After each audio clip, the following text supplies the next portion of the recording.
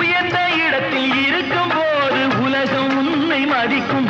உன் நிலைமை கொஞ்சம் இறங்கி வந்தால் நிழலும் கூட விதிக்கும். மதியாதார் தலைவாசல் மிதிக்காதே என்று மானமுள்ள மனிதனுக்கு அவ்வை சொன்னது. அது அவ்வை சொன்னது, அதில் அர்த்தம் உள்ளது. பரமசிவன் கழுத்தில் இருந்து பாம்பு கேட்டது, கருடா சௌக்கியமா? யாரும் இருக்கும் இடத்தில்